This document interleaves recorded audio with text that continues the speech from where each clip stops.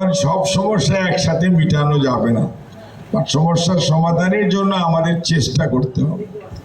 চেষ্টা করতে হলে কিন্তু আপনাদের অংশগ্রহণ লাগবে। আমরা যেমন আপনাদেরকে বলেছিলাম যে আপনারা আমাদেরকে সুযোগ দেন আপনাদের পাশে দাঁড়ানোর জন্য, ঠিক একইভাবে আপনারা আমাদেরকে সুযোগ দিয়েছেন, সেজন্য আমি এখন আপনাদের সামনে কথা বলার সুযোগ পেয়েছি। সেজন্য আল্লাহর কাছেও শুকরিয়া আদায় করি এবং আপনাদেরকে ধন্যবাদ জানাই। আল্লাহ রাব্বুল আলামিন আমাদেরকে এবং আমাদের দলকে এবং আমাদের নেতা জনাব তারেক রহমানকে তৌফিক দিয়েছে মানুষের পাশে দাঁড়ানোর জন্য।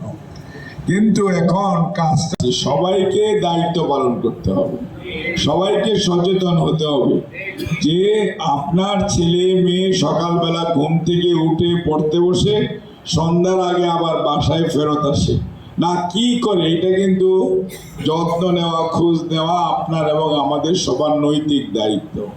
কিন্তু আমরা এগুলো যদি না করি তাহলে কে ওখানে কোথায় কি করছে এটা সবসময় থানার পুলিশের পক্ষে আর ইউনোর পক্ষে বা ম্যাজিস্ট্রেটের পক্ষে সম্ভব না। থাকতে হবে যে মাদক যদি নিয়ন্ত্রণ করতে হয় এবং মহিলাদের প্রতি বা নারী নির্যাতন যেটাকে বলেন বাংলা ভাষায়, এটাকে যদি আমরা প্রতিরোধ করতে চাই, এটাকে যদি আমরা শূন্যের কোঠায় নামাতে চাই, তাহলে কিন্তু আমাদেরকে মনে রাখতে হবে যে আমরা যারা এই হাকিমপুরের অধিবাসী উপজেলা এবং পৌরসভার নাগরিক, আমাদের একটা নাগরিক দায়িত্ব আছে যে আমরা কেউ কাউকে কোনো ধরনের ছোটও করব না, বড়ও করব না, এবং আমাদের সামনে কাউকে আমরা অন্যায় করতেও দিব না। এখন একজন অন্যায় করছে, আপনি কিছুই বলেন না, থানা পুলিশ দেখবারে, ভাই থানা পুলিশ তো ওখানে আছে নাকি? ওখানে আপনিই তো। কাজে এইটাকে বলে যে নাগরিকভাবে আপনারা যদি জনসচেতনতা না হয়, আপনারা যদি সচেতন না হয়, তাহলে কিন্তু পাড়া বলেন, গ্রাম বলেন, ইউনিয়ন বলেন, ভালো থাকতে পারবেন।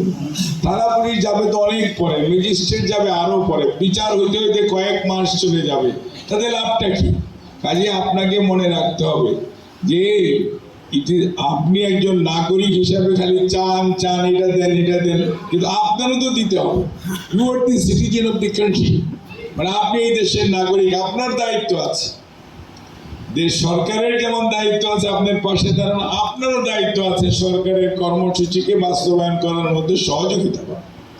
কাজে মাদক নিয়ন্ত্রণ করতে হলে আপনাদের সবার অংশগ্রহণ লাগবে, আর আইন তার নিজস্ব গতিতে চলবে এবং আইন যাতে কোনো অবস্থাতেই কারো প্রতি কম কারো প্রতি বেশি, আইনের চোখ অন্ধ, অন্ধ চোখে যাকে যেখানে পাবে তাকে সেখানেই আইন অনুযায়ী ব্যবস্থা হবে। কিন্তু আপনাদের সহযোগিতা লাগবে।